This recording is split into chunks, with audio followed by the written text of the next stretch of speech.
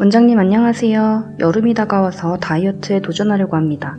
많은 방법이 있겠지만 역시 굶는 게 최고겠죠? 네, 맞습니다. 체중 빼는데 제일 확실한 거는 굶는 거죠. 굶는다는 게 음식을 적게 먹는 게 아니라 다이어트의 제일 중요한 요소는 맞습니다. 이게 다이어트 할 때 우리가 보통 운동을 먼저 많이 생각하게 되는데 실제로 이제 운동하고 음식 비율을 본다고 하면 음식은 한 80%, 그리고 이제 운동이 한 20% 정도 이제 역할을 한다고 보시면 됩니다. 그래서 체중 감량을 하는 게 굶는 게 당연히 이제 효과는 좋긴 한데 이 방법을 우리가 얼만큼 지속할 수 있느냐, 이걸 내 습관화할 수 있느냐가 제일 중요한 거거든요. 그래서 굶는 방법은 그래서 추천드리지 않는 방법이고요. 이제 굶는 게 단순하게 이제 건강상의 영향도 많이 주는 게 있는데 이제 특히 담석증 같은 경우는 장기간 단식했을 때는 이제 생길 확률이 올라가기 때문에 그런 면에서도 굶는 다이어트는 좋지가 않습니다. 담낭 안에 이제 담즙이 고여 있다 보면 이게 담석이 되는 경우가 높아지거든요. 그래서 굶는 다이어트는 이제 추천하지가 않습니다. 담석증의 증상은 어떻게 되나요? 담석증은 이제 담낭 안에 담석이 생겨 있을 때 우리 담석증이라고 하는데, 담낭 안에 담석이 그냥 얌전히 있을 때는 보통 증상이 없는 경우가 많고요. 이제 담낭에 있던 담즙이 이제 담관을 통해서 십이장으로 배출이 돼야 되는데 경로에서 이제 담석이 이게 막게 되는 경우에는 담즙이 배출이 잘 안 돼서 소화가 안 되는 소화불량 증상도 생길 수 있지만, 이게 아예 이제 꽉 막혀버린 경우에는 이제 혈액으로 넘어가서 이제 황달도 생기기도 하고, 급성적으로 이제 담낭염이 발생하게 되면 이제 아주 극심한 통증과 이제 구토 같은 증상도 생기게 됩니다. 담석증도 안 걸리고 살도 빠지는 건강한 다이어트는 어떻게 하면 좋을까요?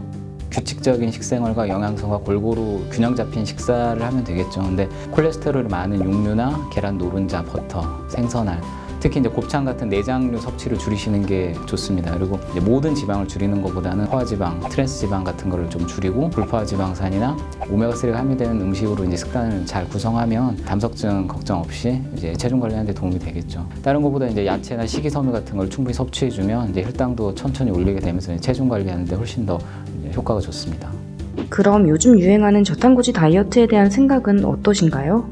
요즘에 유명한 연예인들 사이에 이제 다이어트 성공 사례도 TV에 많이 나오고 해서 이제 많이 알려진 게 이제 저탄고지라고 하는데, 저탄수화물 고지방 식이요법을 줄여서 이제 저탄고지라고 합니다. 그래서 사실 이제 논란이 많은 부분이긴 하지만 결론부터 말씀드리면 저는 일단 추천하지 않습니다. 조금 이제 잘못된 방법으로 마음껏 먹는 데만 포커스가 맞춰서 포화지방산이나 이제 트랜스지방을 과도하게 섭취하게 되면 오히려 이제 콜레스테롤이 증가해서 혈관벽에 쌓여서 고혈압이나 고지혈증, 뇌졸중 같은 것도 이제 발병도 올라가기 때문에 편하게 살 뺀다고 이제 단정적으로 생각하시는 거 조금 주의하셔야 될 것 같습니다. 한 숟가락만 덜로 시작해서 꼭 한 그릇, 두 그릇 덜로 끝나요. 과식을 막는 비법은 없을까요?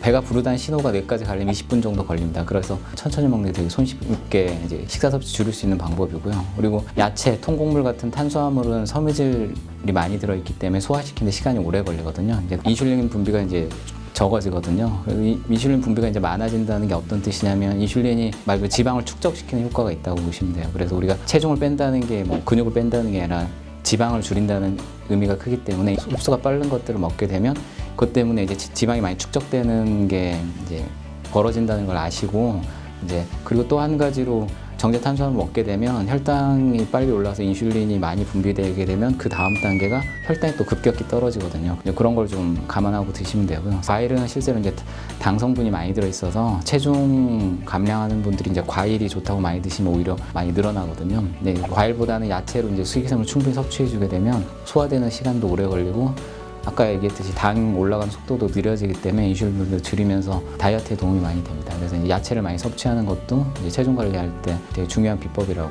설명드리겠습니다. 괜히 의지가 약하다고 탓하지 마시고 내가 하기 좀 쉬운 방법들, 꾸준히 할 수 있는 방법들로 다이어트를 하면서 올 여름은 자신감 있게 보내시길 바라겠습니다. 감사합니다.